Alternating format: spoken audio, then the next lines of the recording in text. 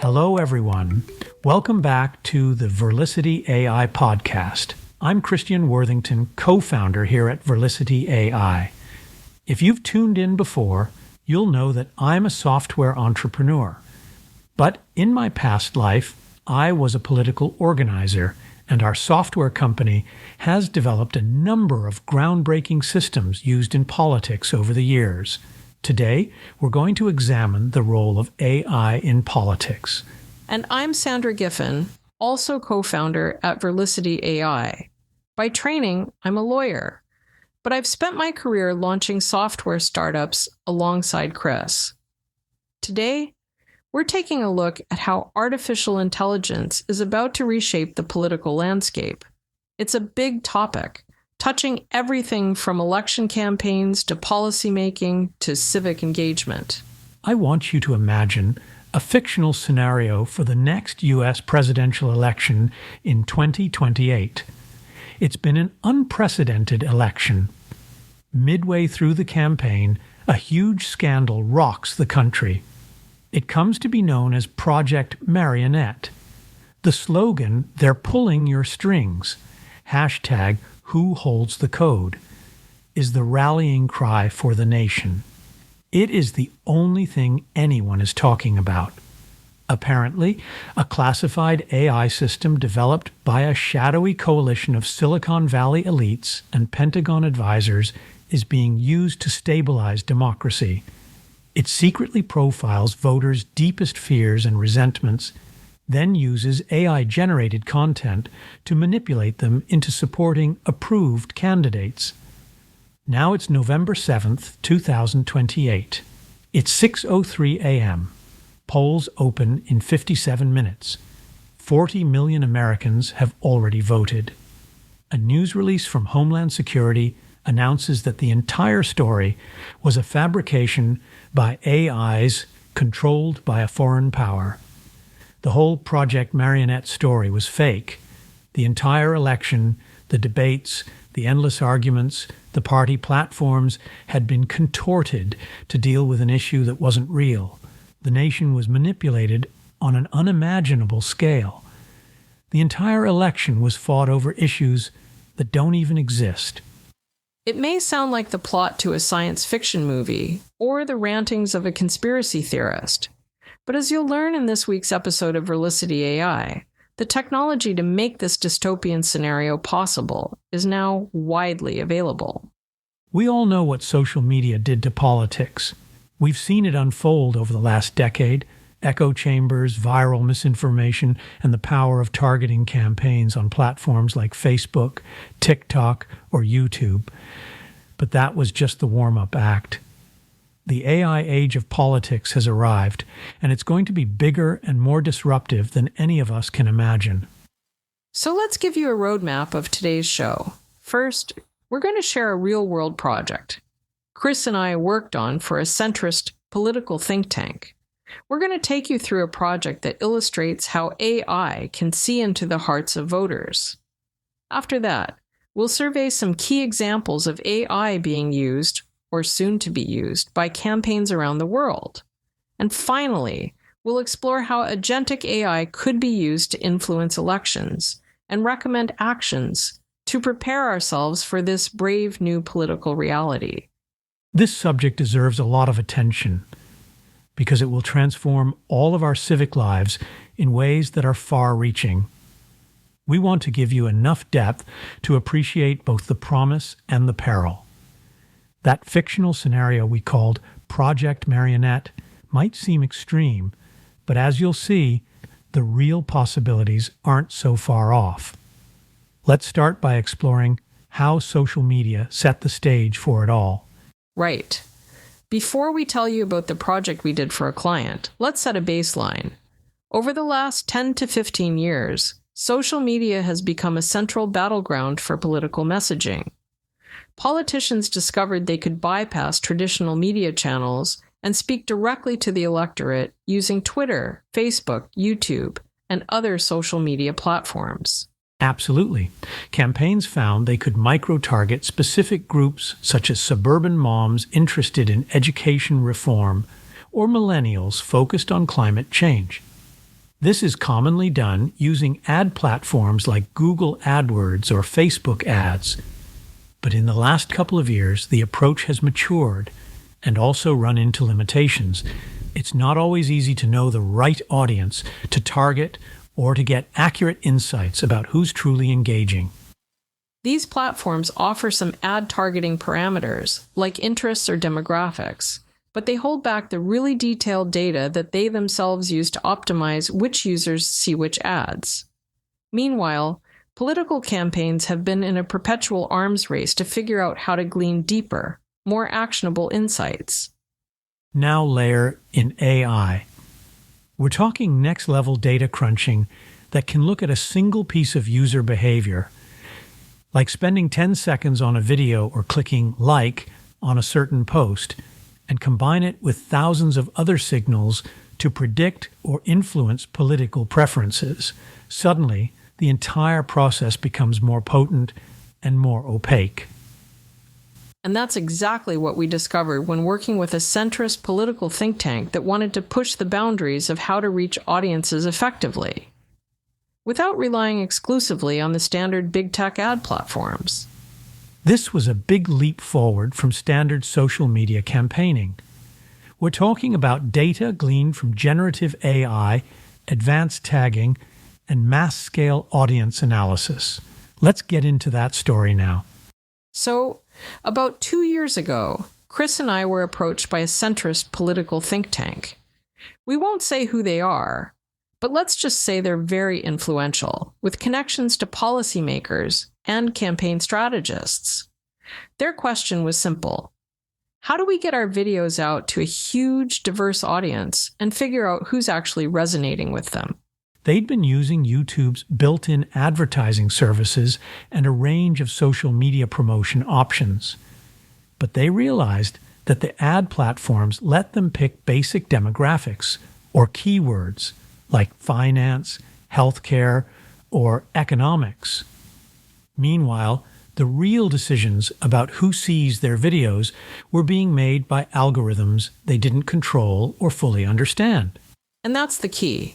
Platforms like YouTube, TikTok, Facebook, they have user data that's incredibly rich, but they don't share it.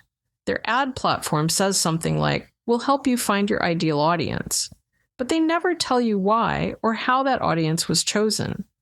There's a wall between the video creator and the audience, and this wall has wide-sweeping implications, as you'll soon discover.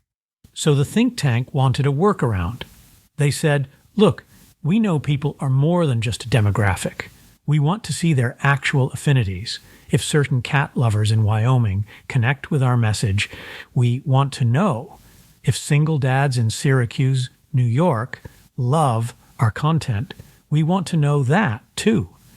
And it's critical to point out that our clients didn't want to be in the business of guessing which affinity groups were engaging. They wanted the system to tell them who was and was not engaging. Hence, the birth of a project we might call audience reverse engineering. Our goal was basically to smash down the wall that big tech platforms use to shield their data from advertisers. The project demanded a creative solution. We came up with a system leveraging generative AI. It's a bit complex, but we'll give you the gist of it. Picture this. Imagine you need to give medicine to a dog. You wrap the medicine in something tasty, like peanut butter or a piece of cheese, whatever. The dog eats the treat and in the process consumes the medicine. In our scenario, the pill was the think tank's political videos. The peanut butter was a wide array of curated content, interesting articles, memes, short clips, on a massive range of topics. We posted or promoted these curated pieces on social media, embedding or linking to the think tank's content alongside it. So imagine you scroll through your feed and see an intriguing post about a music festival in Central Park. Maybe you click to read more or watch a snippet. Unbeknownst to you, that same post also carries a link or an embedded snippet from our think tank's latest policy video. If you end up clicking that, we record the click and the watch time. We use generative AI to analyze each curated piece. So using the example of the Central Park Music Festival, the AI might identify 50 to 500 potential tags, ranging from cultural event to public park usage, live music, urban lifestyle, tourism, and so on. The AI is capable of tagging that's extremely fine-grained, far beyond what a human could do quickly or what standard advertising keywords provide. Imagine thousands of posts per day with hundreds of affinity tags over many months. We posted thousands of these curated items. Each one had hidden hooks to see if users would also engage with the think tank's videos. Over time, we aggregated which curated items led to the highest engagement. If cat videos had the best click-through for economic policy videos, we knew. If environmental stories led to the highest watch time on a specific segment about climate legislation, we knew that too. The examples I've just given you are just the tip of the iceberg. The real data was far more revealing. In short, we built a map of audience affinities purely by analyzing how people responded to curated content. We basically reverse engineered the ad platforms.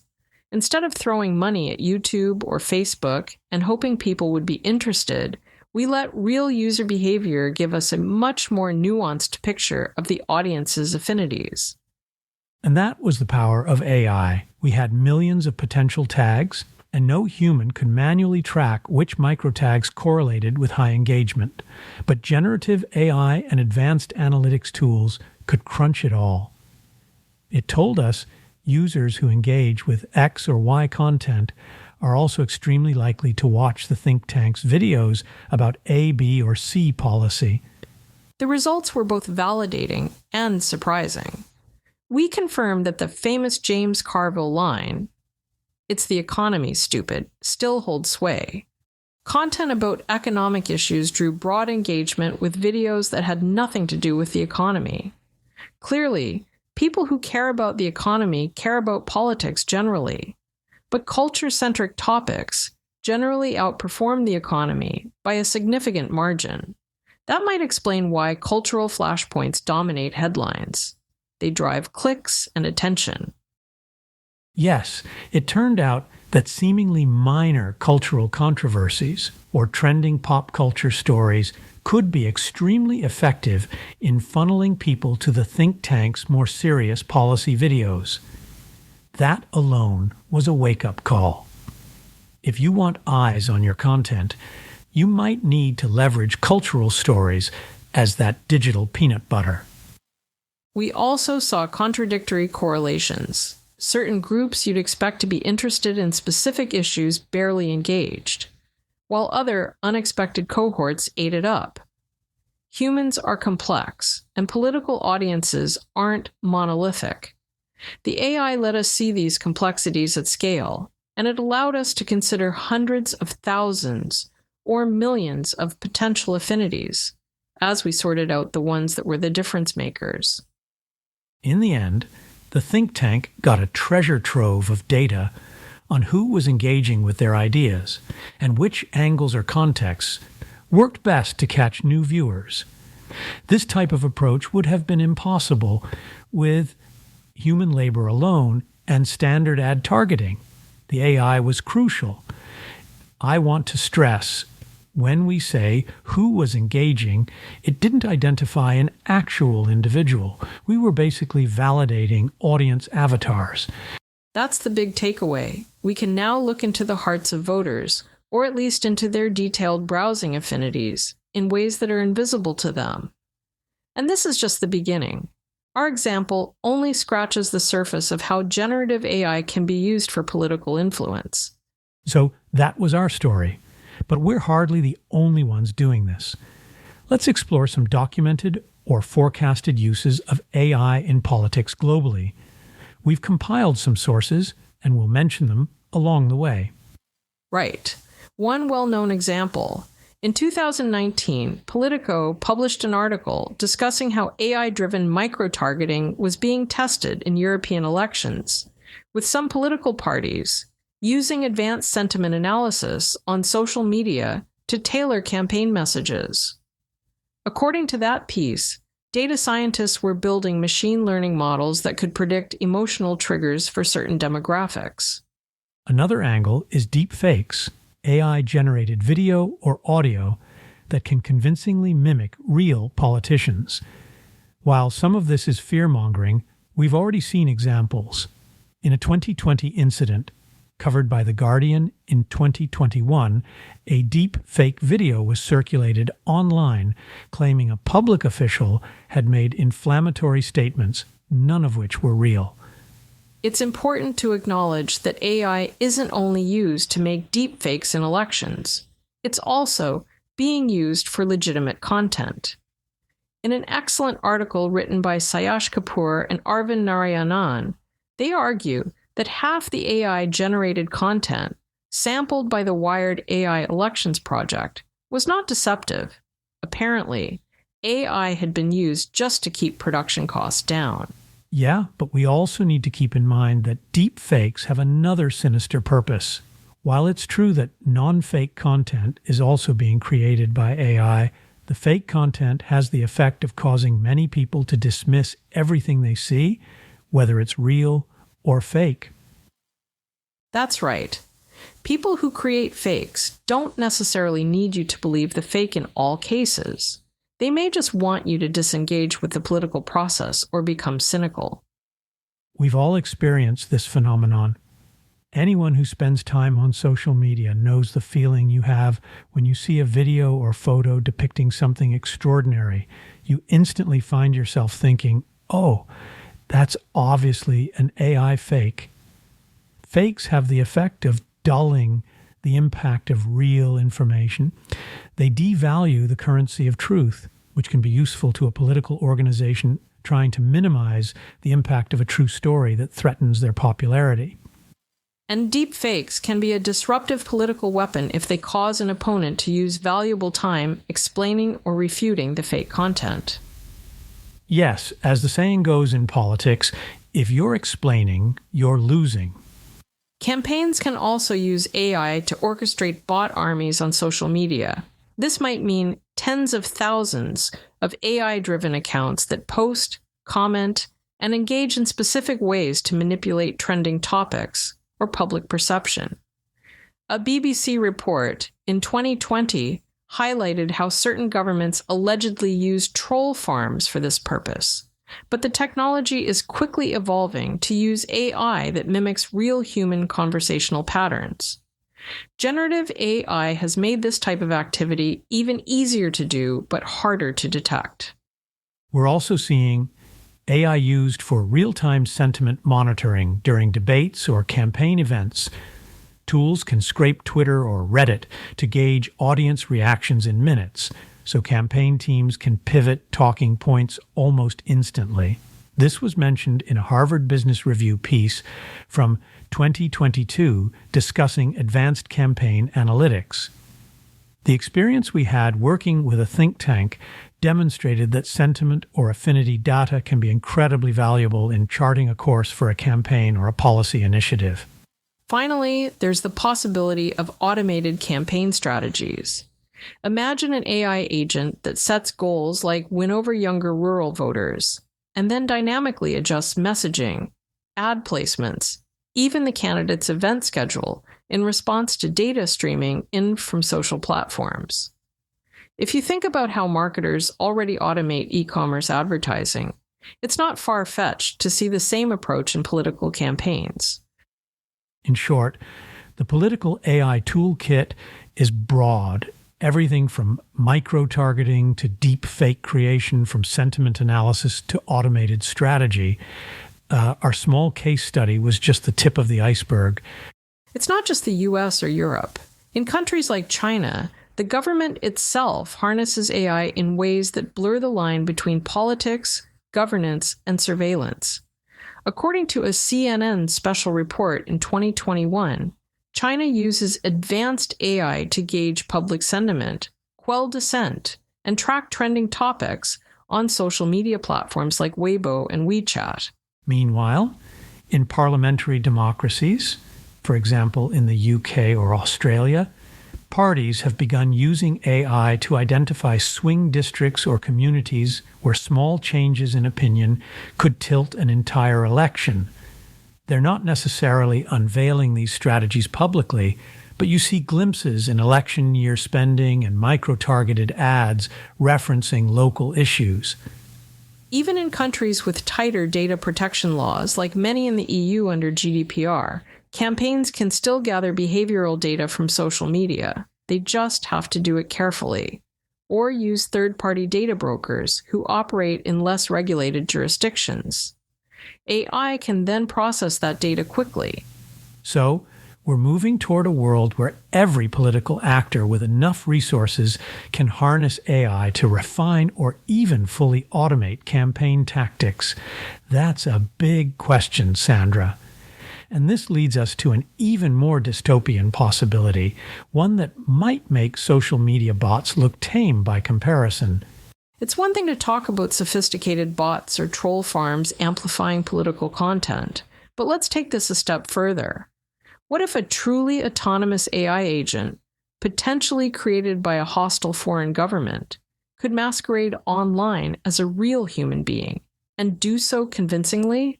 We're not talking about a simple social media bot that reposts memes or spams comment sections. We mean an AI agent that generates realistic video of an imaginary person, complete with a consistent social media presence, daily updates, and even live video streams. We're on the cusp of technology that can convincingly fabricate an entire digital identity. Right. Imagine a persona named Alex. You can find Alex's videos on YouTube, see his profiles on various platforms, even watch him speak during live streams. But behind it all is an AI designed to push certain narratives or sow discord day after day without fatigue. This goes beyond the usual concept of bot armies.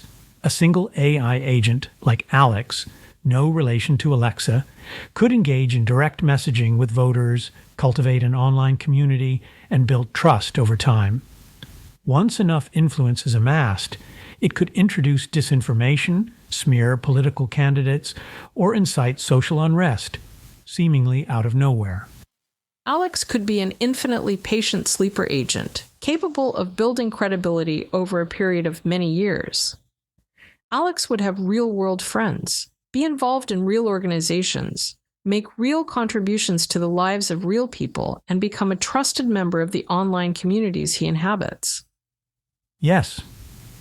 And Alex would be capable of starting a fake grassroots movement, a concept called astroturfing.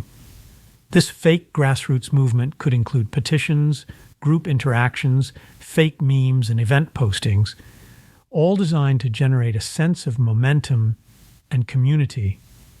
An agentic AI-driven astroturfing system could operate at a scale that could dwarf legitimate movements that would normally result from real humans interacting online. And the agentic systems would be able to run endless experiments, producing many of these astroturfing scenarios until something took root. Remember our Project Marionette hypothetical? It's not hard to imagine an AI agent at the heart of such a mass manipulation campaign, raising a scandal out of thin air and rallying millions around a non-issue. And because people spend so much of their lives online, it wouldn't be hard to exploit existing echo chambers. If Alex focuses on certain subreddits, Facebook groups, or Discord servers, he could shape the narrative on these platforms. To casual observers, Alex is just another passionate user with a webcam and an opinion. Now, we're not saying this is happening at a massive scale today, but the technology to create photorealistic human avatars, along with generative AI that can mimic human speech patterns and conversation, is advancing rapidly. It's plausible, even likely, that malicious actors will explore this route, if they haven't already. We should also consider the coordination factor.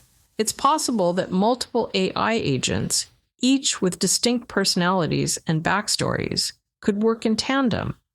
They might support each other's posts, recommend other agents to their friends, amplify each other's videos, and create an ecosystem of believable people, real and imaginary, who stir political controversy. In an election scenario, that could be devastating. What makes it particularly dangerous is that people generally trust video more than text. We've learned to be wary of written remarks from trolls or anonymous comments, but a real face triggers a deeper sense of authenticity. So if an AI-generated persona starts giving impassioned speeches or hosting live Q&As, many voters might be taken in. We don't want to be alarmist or assume every avatar online is fake, but we do need to acknowledge this possibility. Autonomous AI agents could quietly influence conversations. Exactly. The key point is that we're entering a phase where it's not just big official campaigns deploying AI. It could be any well-funded, determined group with political aims. In some sense, we're talking about a new front in information warfare where the line between reality and fabrication is blurred by artificially generated personalities. We'll dig into the ethical considerations in a moment, but it's important to stress these scenarios aren't science fiction. They're logical extensions of the AI tools and techniques already in development.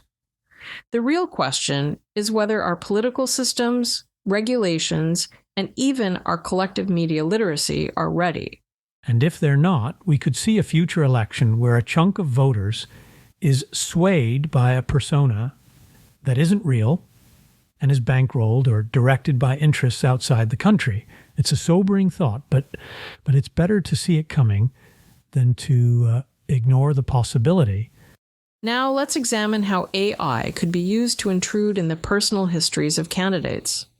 So, we've talked about malevolent AI agents posing as real people.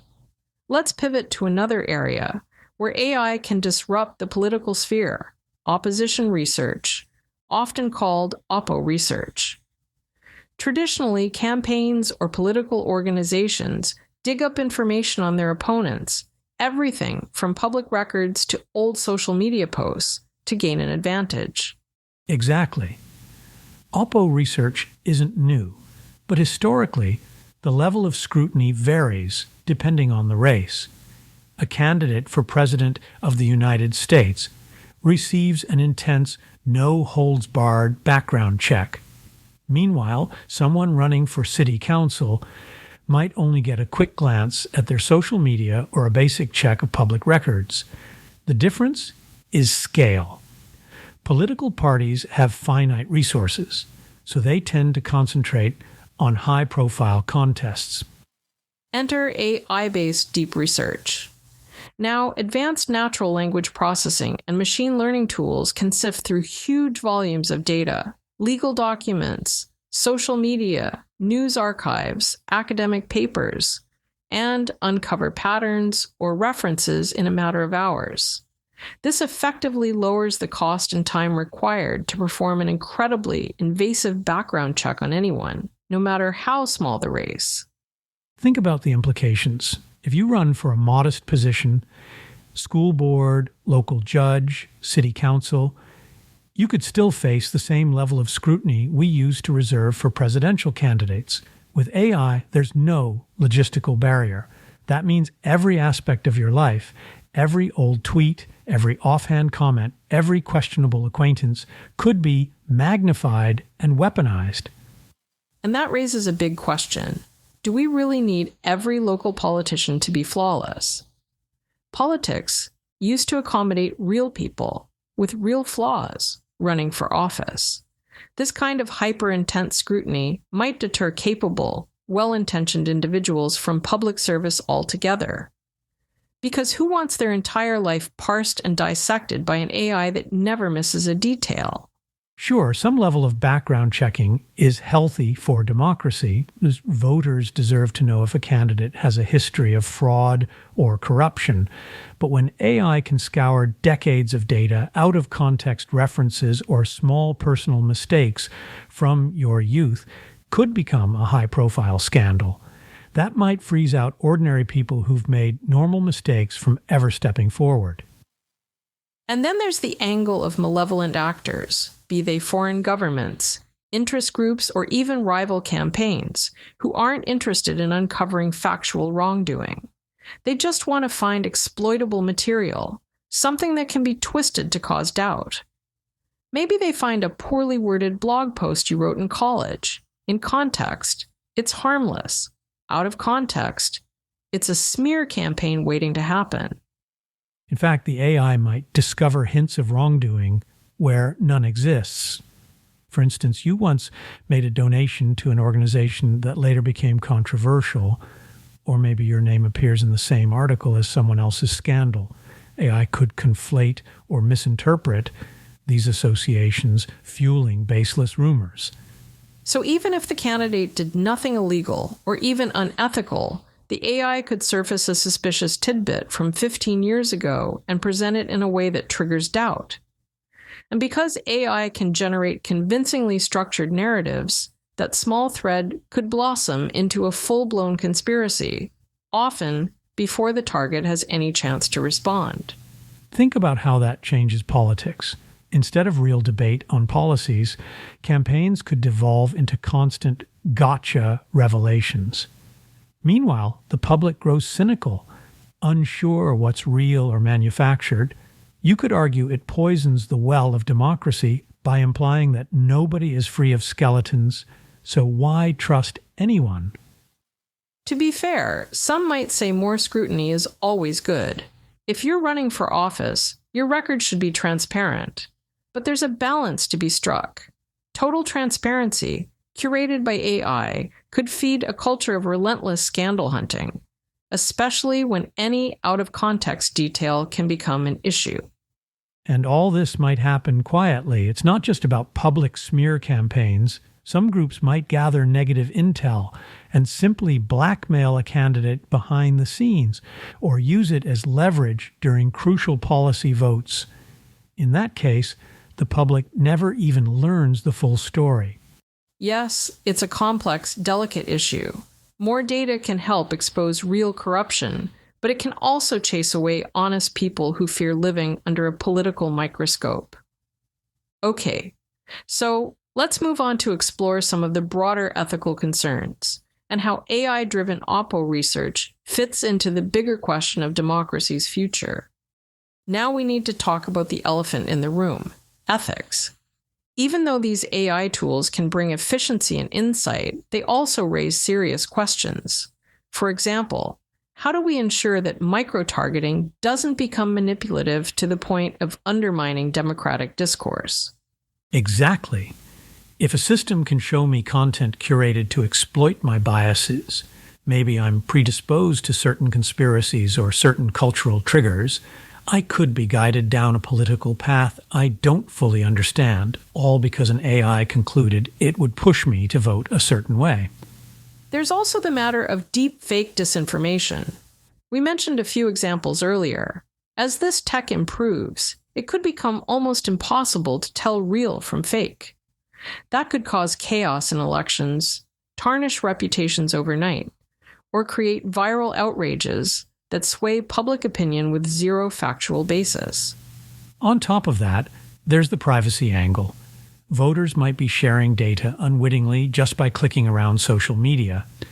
Meanwhile, advanced analytics or generative AI can glean intimate personality traits, like their fears or hopes, without their explicit consent.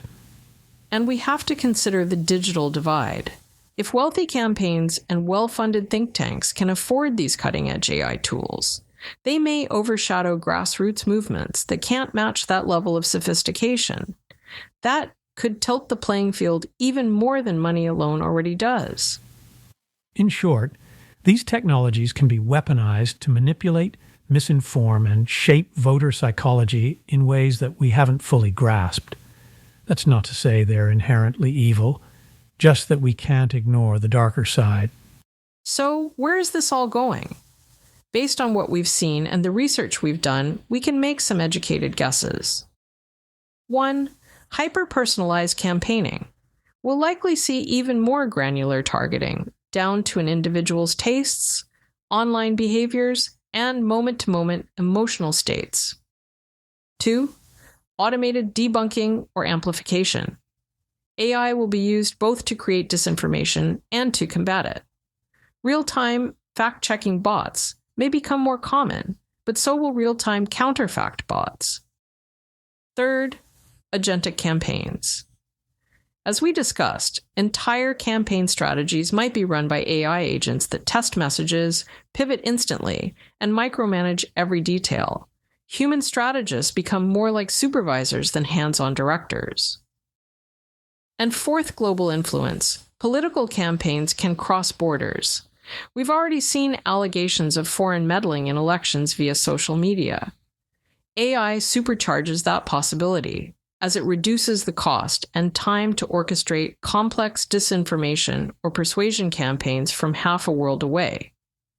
And that's just the short term.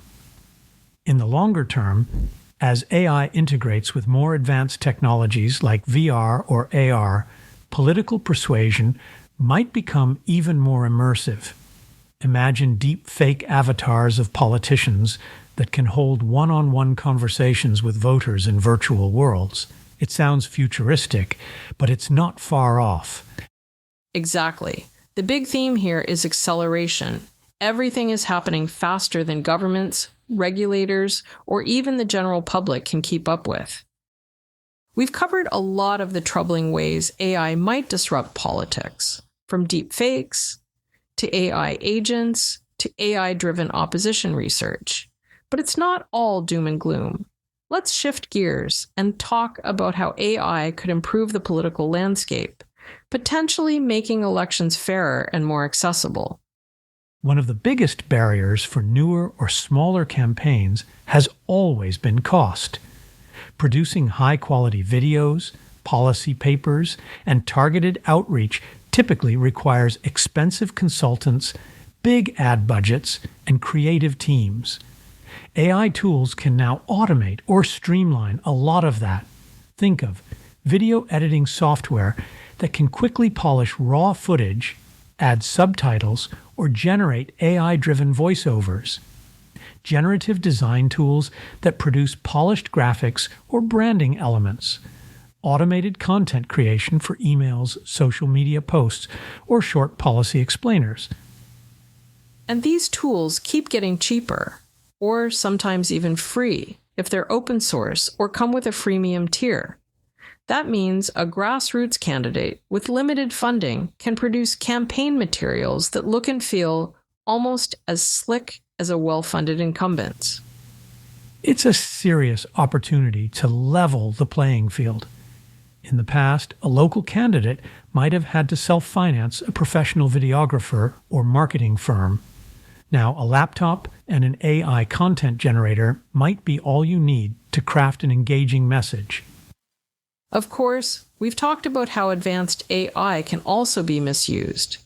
But let's assume that in a relatively neutral context, all campaigns, big and small, have similar access to these tools. That might actually reduce the advantage of having deep pockets, because the cost difference between basic and high-end content creation narrows. Plus, AI can facilitate multilingual communication. A grassroots candidate in a diverse district can quickly translate their platform into multiple languages, generating culturally appropriate messaging that reaches voters who might otherwise be left out of the conversation. And let's not forget the potential for data analysis in a positive sense, like identifying underrepresented communities that haven't been reached by campaign messaging before. Rather than purely micro-targeting for manipulation, a campaign could use AI-driven insights to ensure every demographic is heard and engaged. That could lead to campaigns being more responsive to real voter concerns. Imagine a small environmental justice group that uses AI to parse city council transcripts or legislative records, and then tailors its outreach to highlight exactly where a local candidate stands on environmental issues. They don't need an army of interns. AI handles much of the data crunching. To be clear, this all presumes that no single actor gains a massive, exclusive advantage in AI technology. If the top-tier tools are roughly available to everyone, we might see a more vibrant marketplace of ideas, and not just big-money campaigns dominating the narrative. And that's why some folks argue that AI could democratize politics, ironically. Yes, we've hammered home the potential dangers. But when used responsibly, AI might reduce traditional gatekeeping around who can run a credible campaign. It's a double-edged sword, of course, but it's worth acknowledging that AI doesn't have to be purely destructive in the political arena. If campaigns of any size can produce compelling content, if translation becomes seamless, if data analysis helps highlight genuine community needs, we could see more inclusive elections. Absolutely. As with most technology, it's all in how we use it. And that brings us back to the broader question of what regulations, guidelines, and ethical guardrails we'll adopt. Because if the playing field is truly level, we might just see more open, competitive races, where ideas matter more than who can hire the best consultants.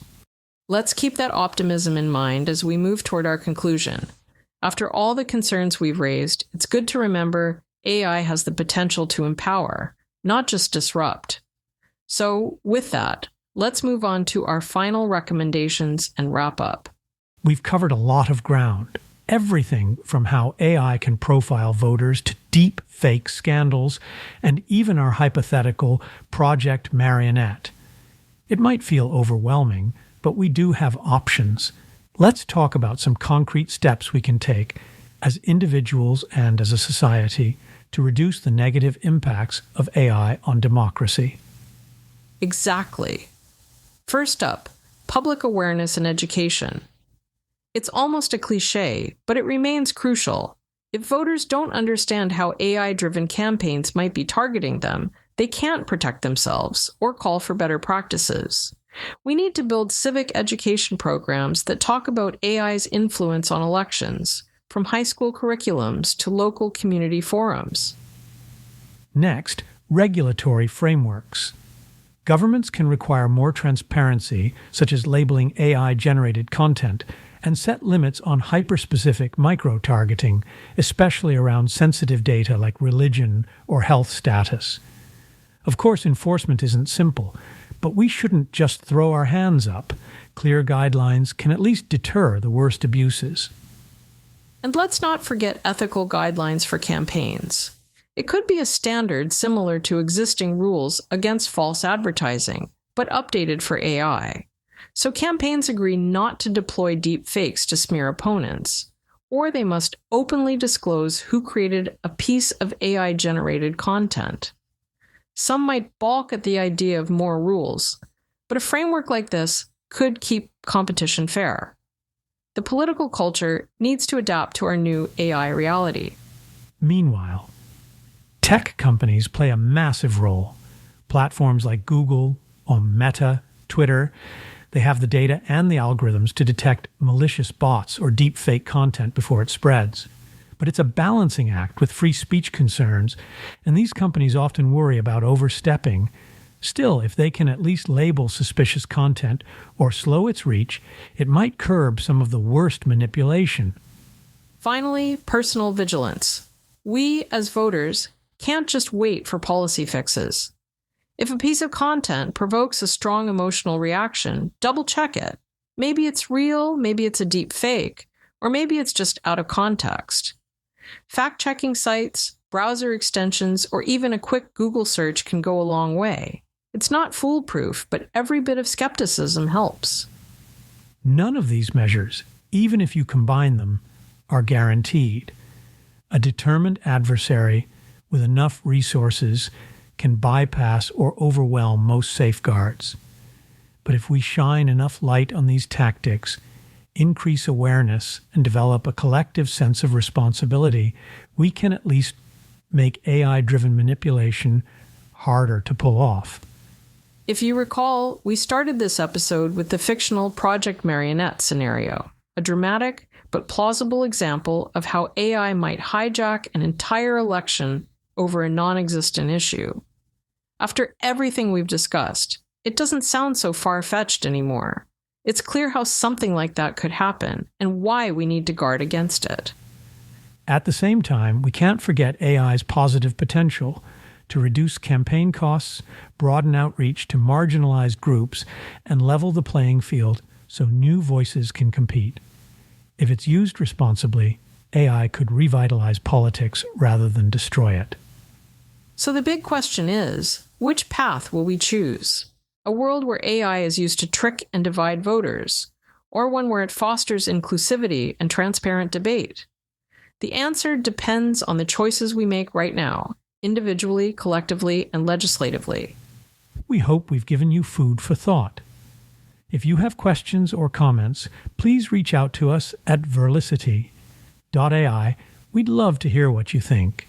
And if you found this episode insightful, share it with friends, post about it, or leave a review. The more people who understand these issues, the healthier our discourse can be. Absolutely.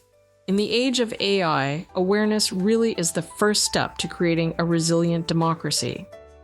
I'm Cristian Worthington. And I'm Sandra Giffin. Stay informed, stay curious, and we'll catch you next time on the Verlicity AI podcast.